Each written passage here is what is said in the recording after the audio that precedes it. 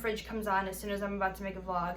Anyways, welcome back to another episode of Nope, Still Not Famous. You know, when I wear this to work, my coworkers say that it takes about 5 years off of my age, and I didn't really believe them, and now I think that they might be right. But don't worry guys, I'm 25.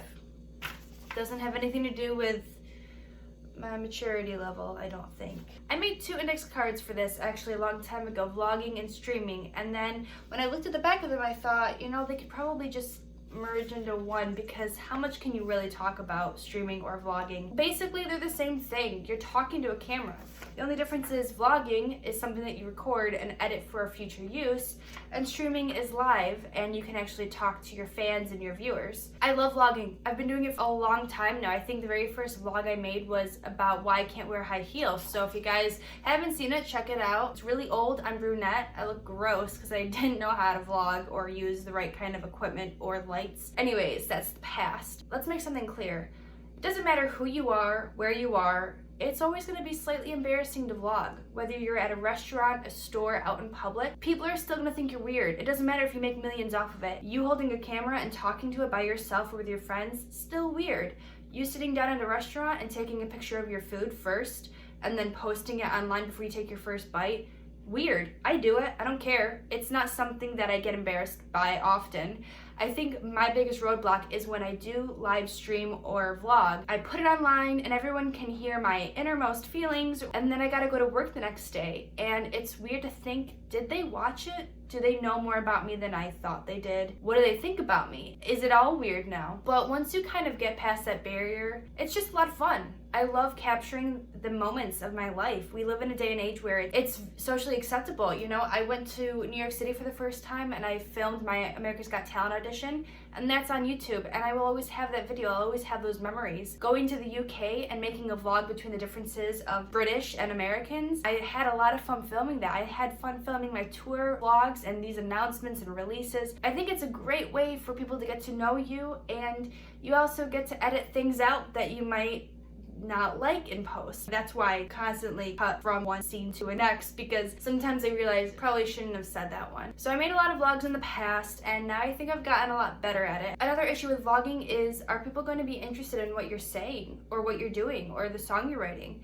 Is anyone even going to care and give you some views? So once you kind of find your niche, then it's easier. But then again, people vlog about whatever they want, about what they ate for dinner or how their shift was at work. And you're even vlogging on Snapchat and Instagram, even if it's a 10-second clip or a Vine, still pretty much vlogging. The only difference is you're not making it a full-length video and putting it up on YouTube. We all do it. It's just custom nowadays. I have a lot of fun editing my videos. I will make a whole video about that if you guys are interested in learning how Camtasia works. It is a very long process, because usually what happens is I'll have a 30-minute video and I gotta squish that down into 10 minutes, because after 10 minutes you kind of lose the viewer. But again, this is a learning process. You're not gonna know what your viewers like, what keeps them interested and entertained, or how long you should make your videos, or even how often you should post them. I post mine once a week. I try to make them between 10 and 15 minutes long. I have seen the analytics that some of them are not as interesting to my viewers. Some of them are too technical, and I'm learning every day. Every week that I put out a video, I'm learning what you guys like, what's gonna keep you guys on my channel. So it's just a huge learning curve, and we have so many tools to help us realize what people like. We have the analytics on YouTube, Google Analytics, we've got AdWords. There's so many things to keep you informed about what minute did you actually lose all of your viewers? What minute did they click off and think this isn't fun anymore? And again, I'm going to be making another analytics video later on. It's just that's a huge project and it's going to take a lot of time on my computer, so I'm trying to push that off until I have some more time to edit.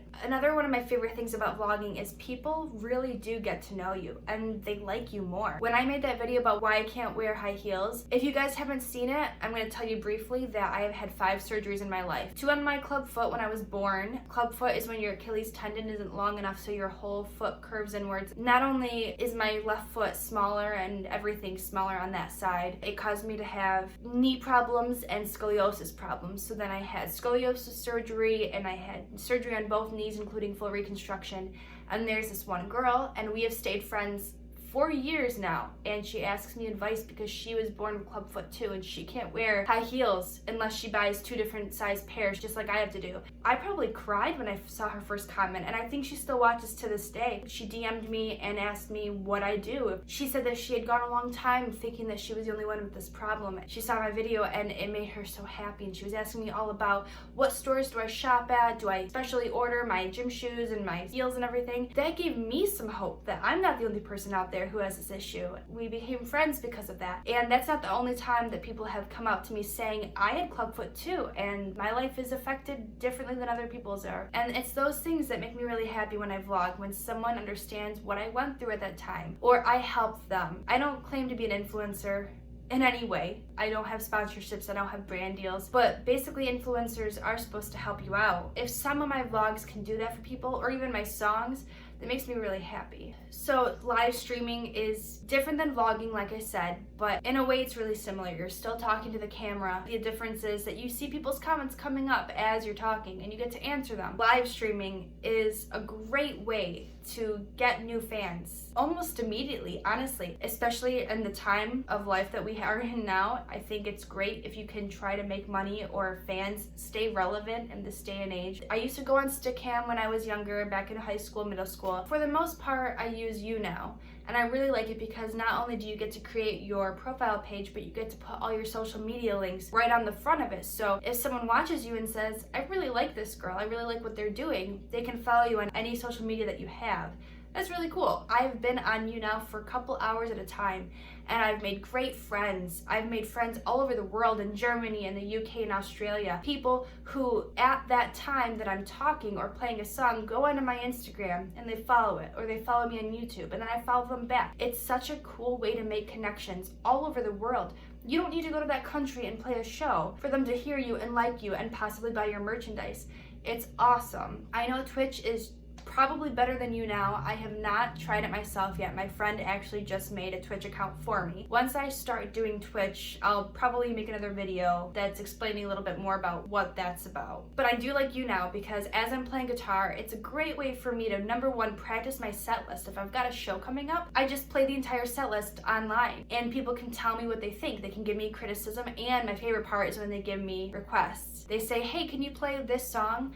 I actually just added Riptide by Vance Joy onto my setlist because someone asked me to play it, and I realized, wow, I really like this song. I like how my voice fits with it, and it's really easy to play. So now it's on my setlist. It gives you a lot of inspiration too. People are awesome to talk to. And you don't have to play guitar, you don't have to have a talent, you can just go on there. I've seen people just doing their makeup, about to go out for girls' night, and they start a live stream and they get people to talk to them. It's a great way to connect, especially if you're bored. If you're unemployed or you can't leave the house for a couple of weeks, why not? I'm sure there's a bunch of people on at any time of the day, and it's great for me because working evenings, I can go on earlier. In a lot of the foreign countries like the UK and Australia, they're ahead of us by a couple hours. So then I get to make international fans and friends while I'm still having my friends and family here. Live streaming isn't limited to just a live streaming site because you can go Instagram Live and Facebook Live. You can even go live on YouTube, but I've never gone Instagram Live or YouTube Live, but I have gone Facebook Live, especially with Rich or at my live concerts, because some people can't make it out to your concerts. Some people are sick or just can't go out because they don't have a babysitter or are in a different country.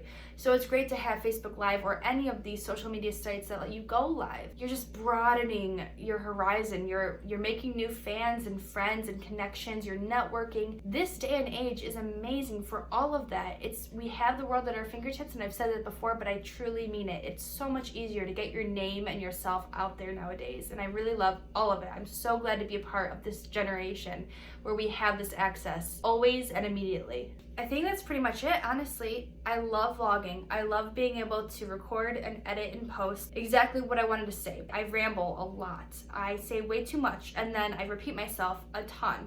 So when I'm editing on Camtasia, I realize, oh, I said that thing at 6 minutes and 18 minutes. So which one sounds better? Which one can I cut out and which one should I leave because it gets the point across better and faster? So I love vlogging for that reason, but I also do love live streaming because I can live stream with my friends. I've live streamed band practice practice before, I've live streamed a podcast. It's great to have feedback immediately and also to answer questions, because when I'm vlogging and you put a YouTube comment down, maybe I don't see it for a few days. If I'm live streaming, I'm definitely gonna see it right away and answer you immediately, and then you know more about me and then we can have a discussion. I don't really know if this was helpful. I don't have much advice except do it. It's fun. Whether you want to vlog or you want to live stream, you want to make a connection, you want people to know your face and know your voice and start liking you with whatever talent you're doing, even if it's just talking. Dip your toes in the water. It's a lot of fun. Hope you guys like this video, and I will see you guys on the next episode of Nope, Still Not Famous. You guys have a great weekend, and I will see you soon. Bye.